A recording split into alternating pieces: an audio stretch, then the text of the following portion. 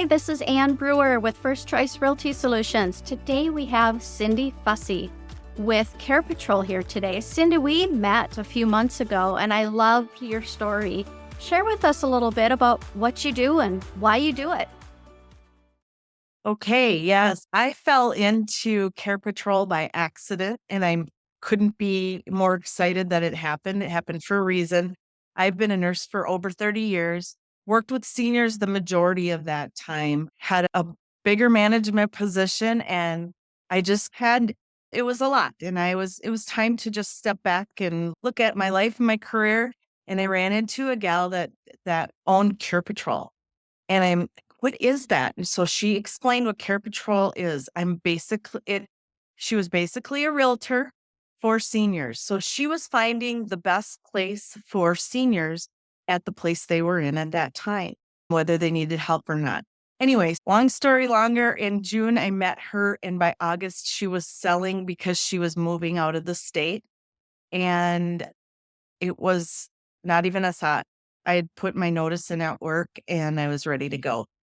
I was excited to work with seniors just in another realm because I'd always been nursing and all the regulatory, and I'm going to get to be with seniors and work with them one on one. And nothing excited me more. Closed on the business in January a year ago, and haven't looked back since. I absolutely love what I do. Oh, good for you. And there's such a need. I run into that all the time where seniors are debating what they should do, but they just don't really know where to start. Or there might be a family member looking for a parent or an aunt. And I think you Yeah. had an experience with that. I did. My mother-in-law was a number of years ago, all of a sudden needed more help than what she had. She was living independently and she needed to move.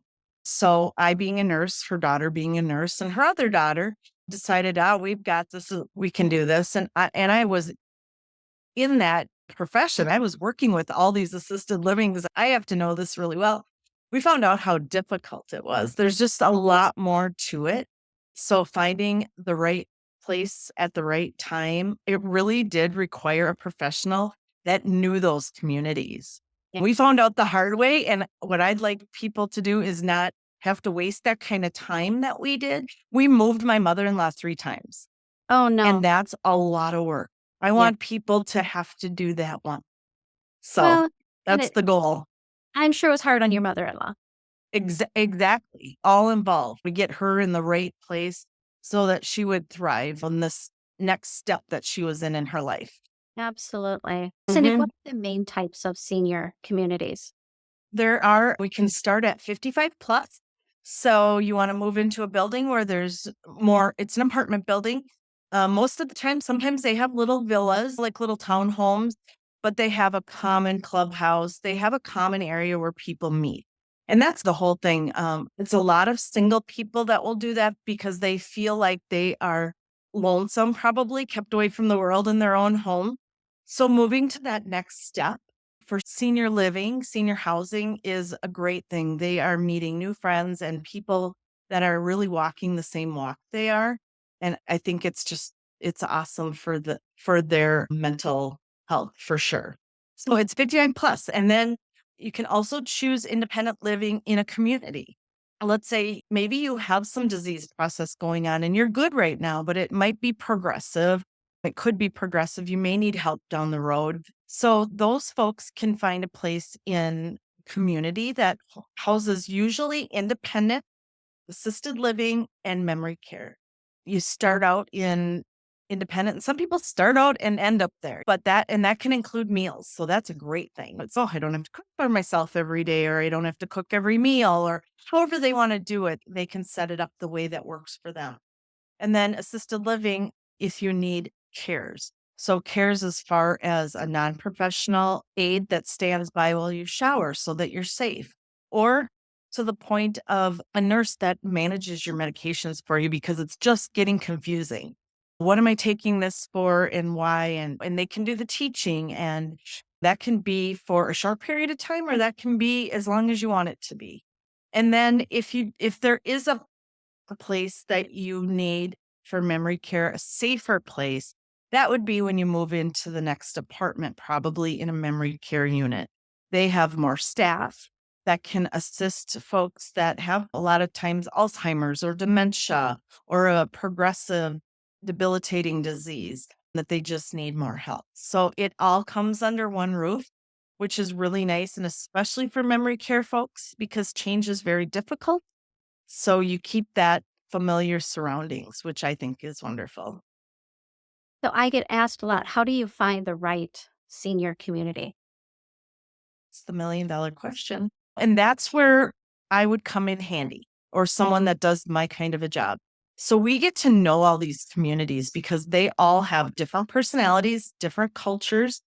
Some of them, I have one that's a younger community. There might be late 60s, early 70s. And maybe someone at 92 doesn't really want to, that wouldn't be a good fit for them. Right. Or the other way around. And maybe some are more active, and maybe one does a lot of outdoor activities because they have land or things like that. So it's about finding out about the person. I meet with them, whether it be a lot of times it's going to be their family member or both or whoever, it doesn't matter. It can be a group of people. But what I would do is meet with them, find out just what were they like when they were younger? What were their interests? What are their interests now? What did they like to do that they don't do now because they're living alone or just with their husband? Maybe they went and played cards every week. I know my mom did, and that was a highlight. You get to chit chat with the ladies and find out what's going on in the neighborhood and, that kind of thing. So we really find out their personality. And then I've toured these places and worked with these communities. So I should know what I think would be a good fit. So I try to pick out a few that I think would be a good fit, and then we tour.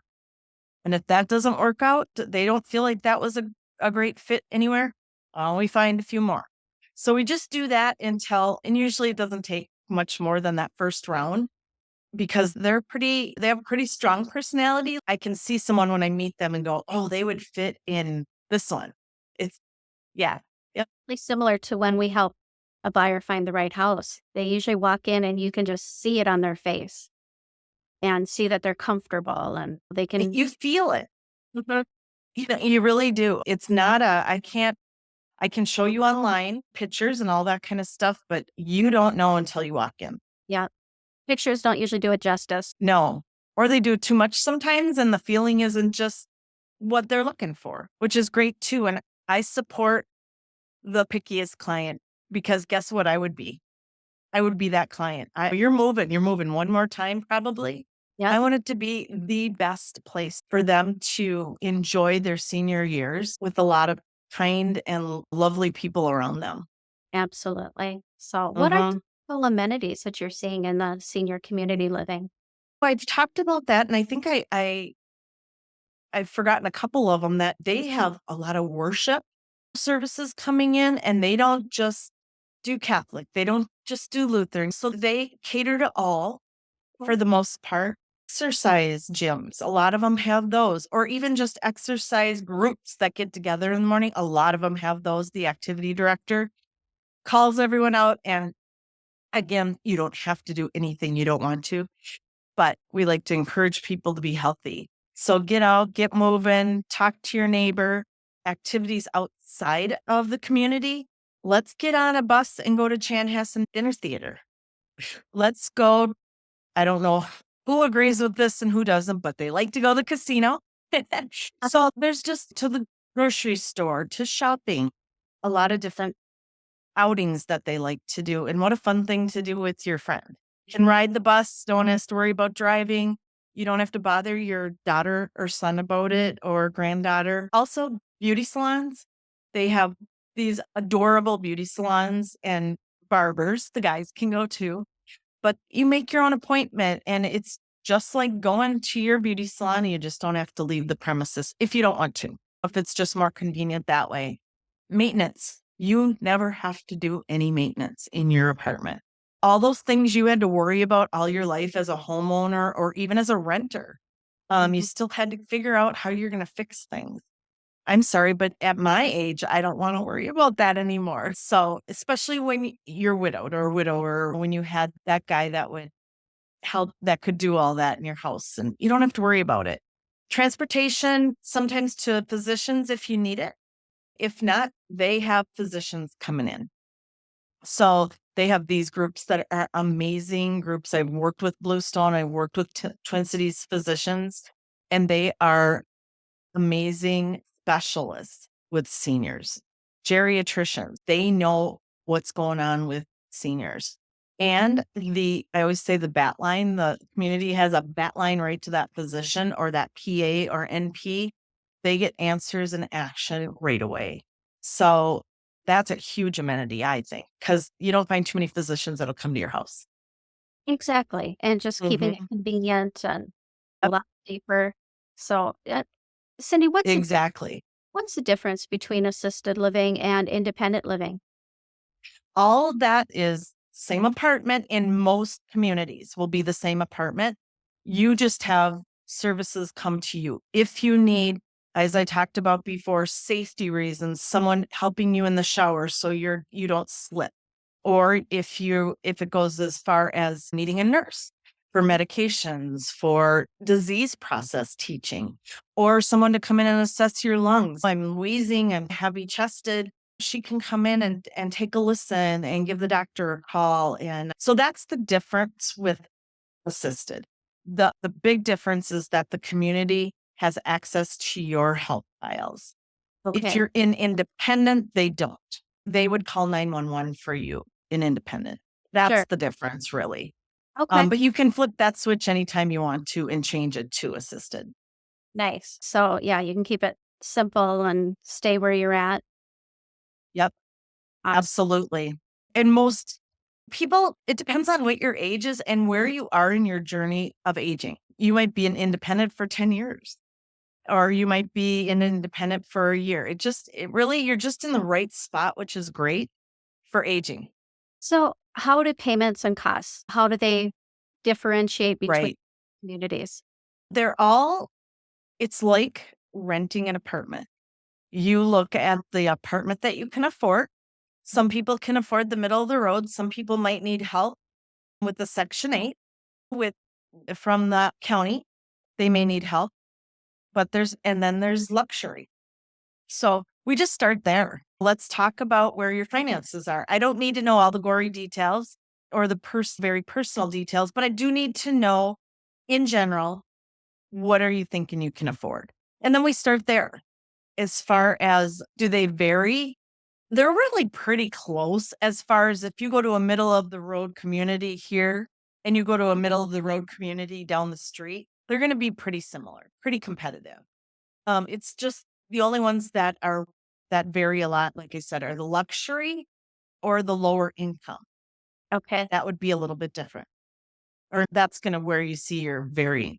Yeah. And I think you had spoken in the past about like waivers and things like that. So there's options for people who may not have the funds.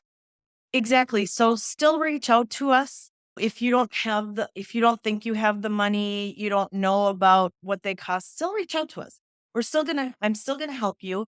I'm gonna help you find the right resources that you need to apply for an elderly waiver. That is folks that a lot of times have just qualified for Medicaid because they've run out of their pension decrease, their social security decrease. They don't have a big nest egg anywhere to pay for things. And that happens to people. It happens to people all the time. People that had great jobs. There's things that happen in life that can leave you empty handed sometimes. But there are people or there are programs that can help that. So So we would definitely look at those options and get you hooked up with even a county worker that could help you with some other options as well. great. That's Yeah. good. Thank you so much for that. Are there Yep. periods to experience community living before they move in? Absolutely. You can, and a lot of people can use these communities for respite care. And sometimes it's a trial for both. It's really great. So let's say you're a caregiver, let's say you're the wife taking care of your husband. And he's gotten to a point where he relies on you 24 hours a day, 7 days a week. Nobody can do that Right. and stay healthy. So let's try out a respite care. Communities have respite care. So you can bring them for the weekend or however long. If you wanted to go, let's say you wanted to go on a cruise, vacation, somewhere that you just needed to get refueled again. It's okay. Your husband can go and they will take care of him. They'll do the assessment and you'll pay for that. You'll pay for his stay there, but you can get a feel and he can get a feel of, hey, how does this feel for me? And how about her? Hey, how does this feel for me? I can now be his wife again instead of his caregiver. Someone else is going to worry about his medications and his activities of daily living and that kind of thing. So anyway, yeah, they can do that. Or if you just want to do something as little as, hey, let's go in and see what they do for dinner. I want to taste that food because I like my Italian food tasting Italian. Let's go try that. So yes, or go in for an activity. We do activities during the day or whatever, and I want to know what that's about. So definitely, they will help you out as much as you need to make those decisions. Awesome. Love it. Mhm. And what a great way to visit with the residents and Yeah, the people who are there and get a feel for who would be surrounding them. exactly. So, Cindy, my last question for you. When is the best time for somebody to transition into senior living? Before they think they should. Mm, yeah. So I talk to a lot of people when they're just putting their feelers out there. And in my assessment, I'm thinking, oh my goodness, you're ways down the road. And don't get me wrong, it can happen quickly. It's not too late or anything like that. But don't wait till it's a crisis. There's so many times that fall happens. The fall happens, they go into the hospital, they're there for however long, then they have to go to transitional care and get the 24/7 care and rehab that they need, but they're not going to make it back home because they just don't have that rehab potential anymore. And then they need to get out of the TCU because Medicare is going to quit paying. And then you get stuck sometimes paying some out of pocket stuff that you wouldn't have had to. So it's before you think you should. Just reach out. We can help guide. And there's no perfect timing because everyone's different. Move in at 65 years old because they just don't want to live alone anymore. Some people move in at 92 because the daughter is now doing daycare for her grandchildren. So mom has to go to the next place because she can't do both. So it's different for everybody. And that's how I look at it. We just do an assessment, make recommendations, and you take those recommendations or you sit on them and wait for a while. It's fine. This is not, this is never going to be a hard sell because this is personal and they're only ready when they're ready. I can't sell them to be ready, and I don't want to. Exactly. I just want to give the resources. Here you go. This is what's here for you. Let me know when you're ready and let me know what more you need to make a decision. Absolutely. And I couldn't agree more of that planning ahead so that they Yep, can make the best decision for themselves exactly. and with your guidance, of course. Sure. And it's at no cost to them. So that's the best part of it is the senior family will never owe us a dime. We make our living we have contracts with the communities, so you don't need to worry about any of that, which is the only reason I got into this business because I think that's the fair way to do things because we want seniors to use these resources. Essentially, you're on their side helping them understand the differences and choices and questions to ask, Correct. things like that. For sure. I have always appreciated you and the heart that you have for this business. So thanks for taking the time with us today. Thank you so much. And I appreciate what you do too. You're helping on the other side. So I appreciate it too. Great. Our pleasure. Like we all love working with our senior families. All right. You take care. You too, Anne. Thank you very much. Thank you. Bye bye. Bye bye.